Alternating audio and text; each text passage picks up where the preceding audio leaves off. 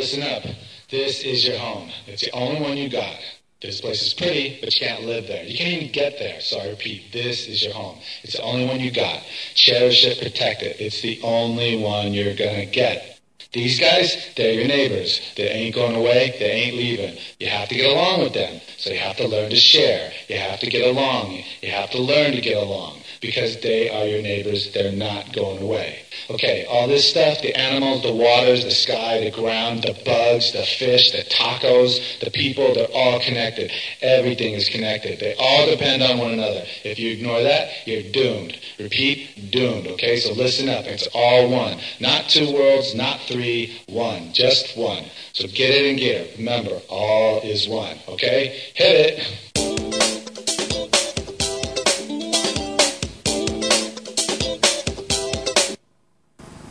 So why am I talking about all is one if I'm talking about traction? And the answer is very simple. We live on one planet. It is called Earth, and you are all Earthlings. And if we were to look at things that have gained traction on the planet today, some of those things could be like, the Catholic Church, that has traction. The Muslim faith, that has traction. And the EU, that has traction, and about the same size as the EU is Facebook. That has traction too. The thing that makes Facebook valuable is the fact that it has so much traction. So many people have adopted it. They use it. They work with it. They are imbued by it. And I have to ask you a very simple question. What traction have you got? Not just your business traction. What personally are you achieving in the world? What is your personal traction? And how would you measure that?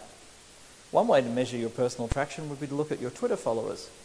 If you have 10 Twitter followers, you probably don't have as much social media traction as somebody who has 10,000 Twitter followers. Another way to look at your personal traction is how many people visit your Facebook page, how many people like it. That's your personal traction. It's also perfectly relevant to your business. So I would argue that social media is actually a very, very powerful way of aiding the traction that you can get, but maybe in a way that's a little counterintuitive. So one of the things that I did recently was I co-founded a movement called Coda Dojo. Now, Coda Dojo is, Coda means programming, Dojo means temple of learning. And Coda Dojo is a way for young children to learn how to program computers for free. The reason we think this is a good idea is because we hate to see an entire generation of us growing up as users and not creators when it comes to computers. So a few of the things that we had with Coda Dojo was we looked at how do we get traction? How do we make this thing move? Now, the first rule of traction, in my view, is to have a great and authentic story. And it's really good if you can make that story really concise. And maybe a little counterintuitive too. So we concentrated our story in the name. Coda means programmer, Dojo, temple of learning. Coda Dojo is what it does, and it's a little bit unusual. I think you'll agree that that brand, even if it's a little bit hard to understand initially, will travel better than the original description, which was Saturday Morning Programming Club. At Coda Dojo, we decided also to be very clear. If you're going to get traction, you want to have very easy rules. You want to be easy to follow, as Derek Sivers says. Because until you're followed, you are a lone nut. Your first follower turns you into a leader.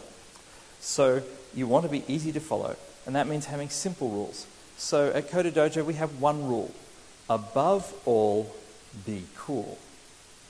Now that may not sound like a very powerful rule, but I can promise you, you tell a young kid that their misbehaviour is uncool, you would do less damage with a cattle prod.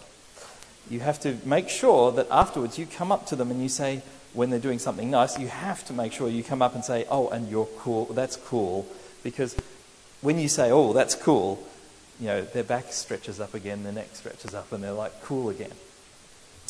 So we made this simple rule set and we made this simple brand, and then we needed to get traction. We needed to spread it. Now, I think the most important thing for traction is visibility. But you want to make sure that when you're going to get visibility, you already have credibility. And this is where social media, I think, has an enormous role to play.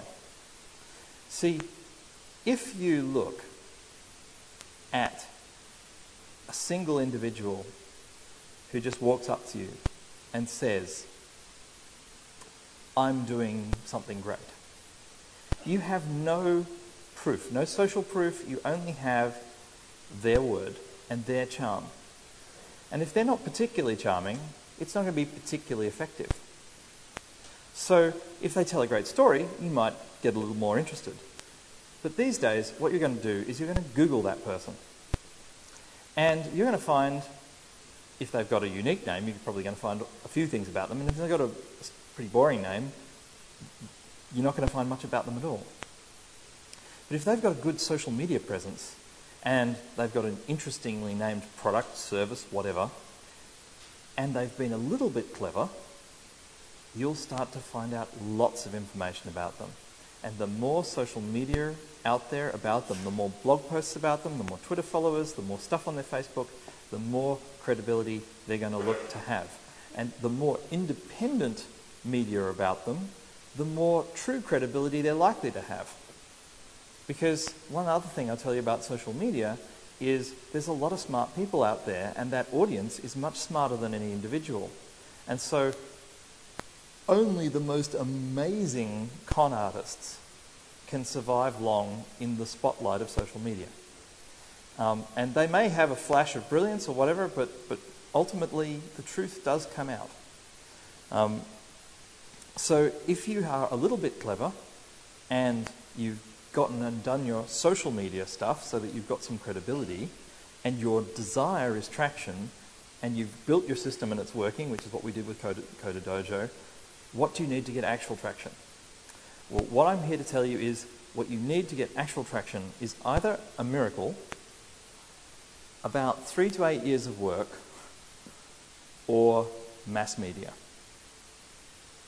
So the miracle occurs when somebody does something that is just amazing. I don't know, anyone seen that viral video of that rather nice looking guy and his little baby daughter, and they're singing a duet of a contemporary song? You know, millions of page views. And it wasn't staged, it was just, you know, you can just tell it was just setting up a camera and singing this duet together as a father-daughter thing, and it just went wild. Another one of these miracle things is like, you know, pretty much any funny photo of a cat or any funny video of somebody hurting themselves. None of those might be appropriate for your business or your personal traction. So if you can't have the miracle, then maybe you want the 3 to 8 years of hard work. I don't know, you must have heard of this Coney video that had 84 million views, right? And whether you think that's good or bad, or whether it's real or not, I just want to look at how do you get 84 million views? And I just want to point out, they've been making professional videos for 8 years. So, you know, if you really want to have something that spreads and gets traction, and you know you're going to make a video, you need to polish, you need to work, you need to find somebody who's totally amazingly good at it, and you need to probably have several goes. And that's either going to cost you money or equity, I don't know which. But the quality of what you do, if you can't have some sort of random chance, the quality of what you do has to be exceptional, unbelievably good for it to go viral. Do not make the mistake of thinking that you can just slap something together and, oh, it's going to go viral. It ain't. Because there is an enormous amount of noise out there in social media. I mean, social media has spread, the noise of social media has spread far farther. So what's the third option? The third option is to court the press. The third option is actually, in my view, the easiest option. Because for the moment, the mass media is actually pretty powerful. When Coder Dojo got on nationwide, which is not exactly the most, you know, ratings abundant of the Irish TV shows, our attendance went through the roof. I'm forever in the debt of the nationwide team. Every piece of mass media, every page impression on newspaper, you know, every radio announcement, all of those things have had much bigger impact than the social media stuff that we've done, really. And I don't have a trivial amount of followers, and and even that has still been vastly, vastly blown away by the mass media. Partly, by the way, because, an individual person's followers, probably their audience may not be appropriate for whatever it is.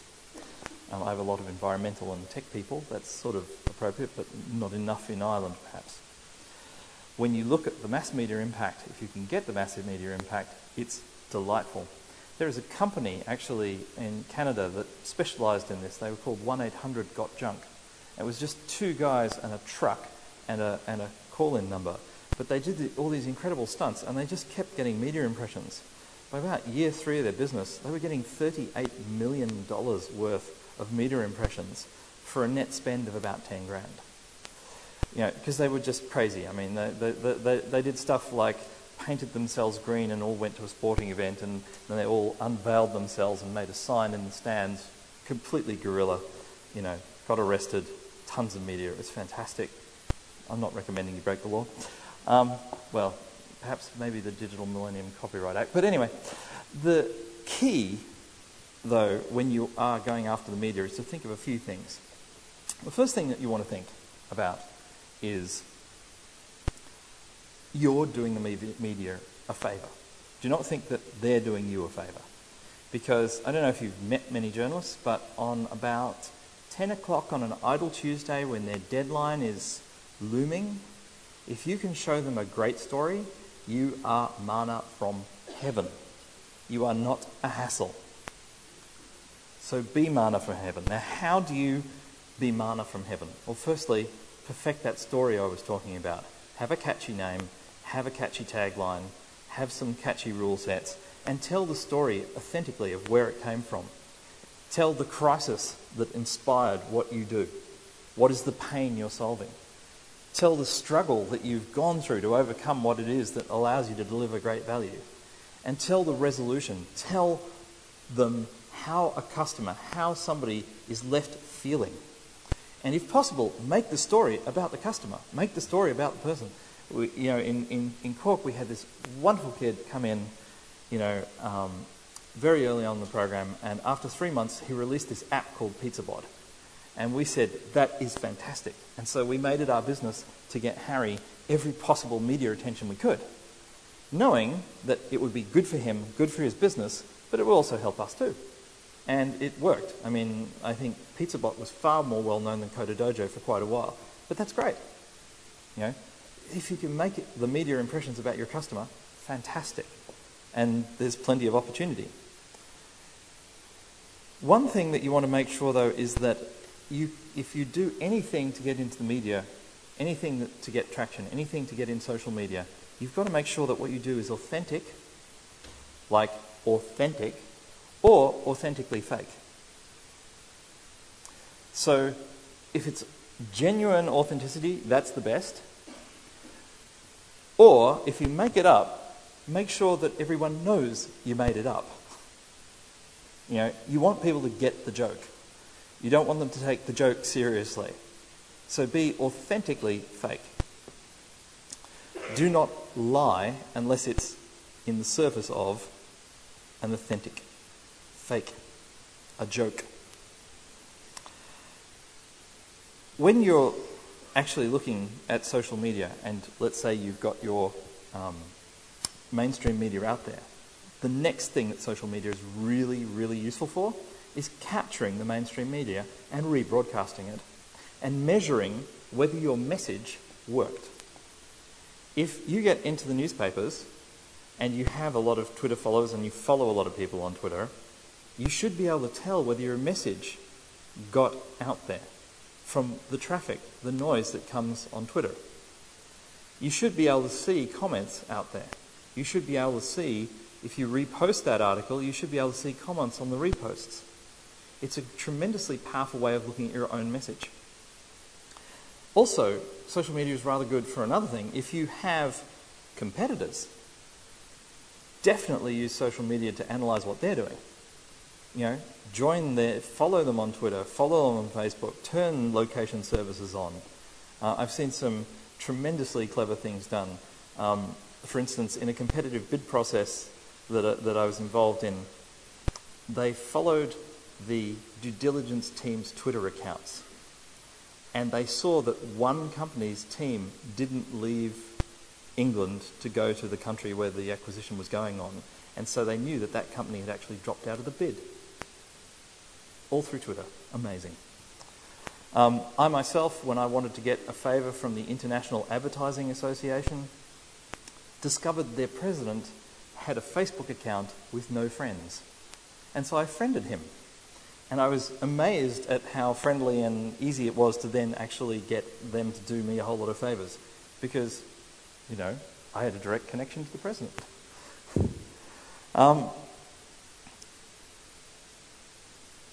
The other thing that you want to look at with social media, and I think this is really, really important for any business, is you want to look at the context in which you're operating.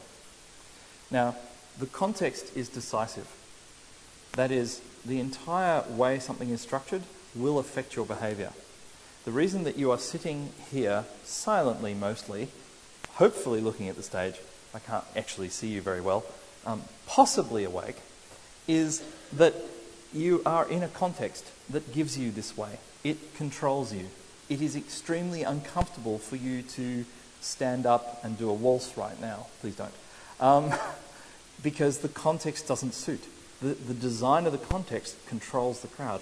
So if you understand the context that your business is operating in, and social media can tell you that, then you have a much better chance of either adapting or pivoting or moving or expanding into where the context is. So, for instance,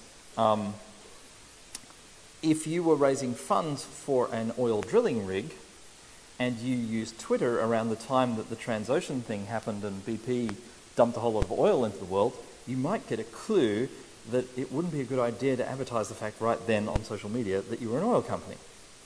That's a contextual shift. I'm using a very obvious example. There are plenty of subtle examples. Use social media to define what the context is. Another thing is use curated social media. And what do I mean by that? I mean, go to sources that look at social media and then give you a summary of what's going on. It's an enormous time saver. One of our investments, shameless plug, is a company called Storyful, run by an ex-RTE journalist called Mark Little. And what Storyful does is it scans Twitter, finds interesting news stories, and puts it in front of journalists. And the journalists curate it. They don't write a story, they just curate it. They just put together the stuff that's real. They do the fact-checking, the background checking, so that you know it's real, and then they publish it. And there are all sorts of fields, a lot of bloggers and a lot of other people who will very, very kindly produce a lot of this really great verified content that you can avail of. So I strongly recommend in social media looking at what are the curated services that you can get your information from. Notice I'm not really saying use social media to get the traction. I'm saying use social media to support your traction. Because traction is everything. I mean, in any business or any NGO, it's traction or nothing. When we founded Zing, we were cash flow positive in 90 days. That's good traction. When we founded Codadojo, you know, it filled up overnight. That's good traction. One of the things that you want to look at before you start what you're doing, or if you're not getting good traction, is do you really have a market? One of the reasons that I knew Codadojo was going to be a success was that James Welton, my co-founder, was at his school, and he was, I think at the time, 16, 17 years old, and he won a Web Award. And the school principal announced this over the school PA, a form of mass media. And with that one announcement, he was swamped with kids coming up to him, seeking him out, saying, I want to learn how to do that.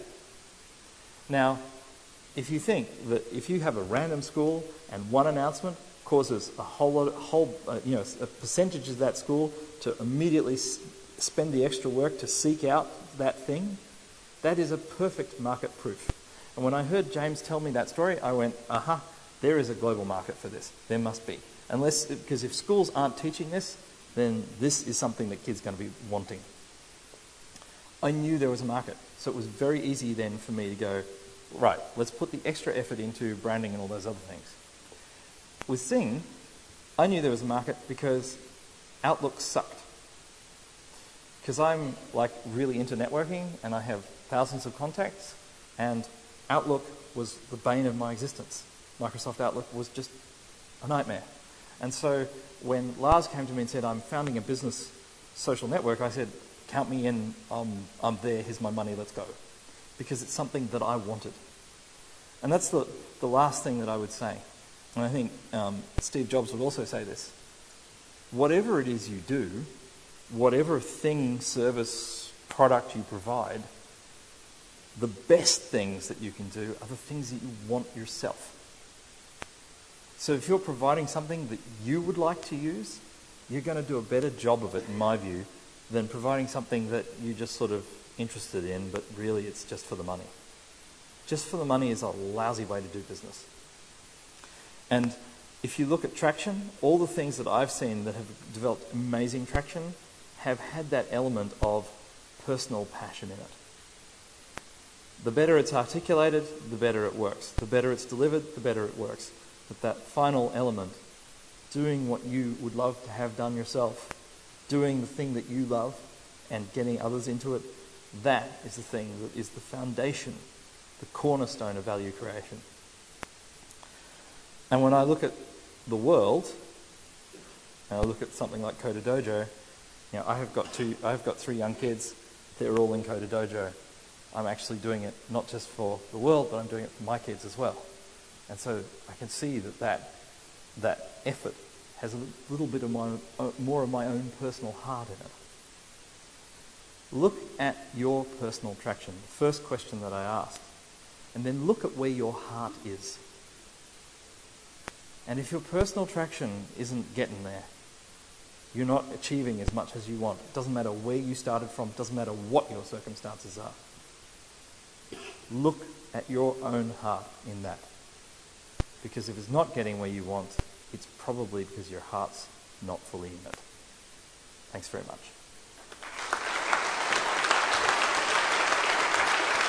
Thanks, Ben.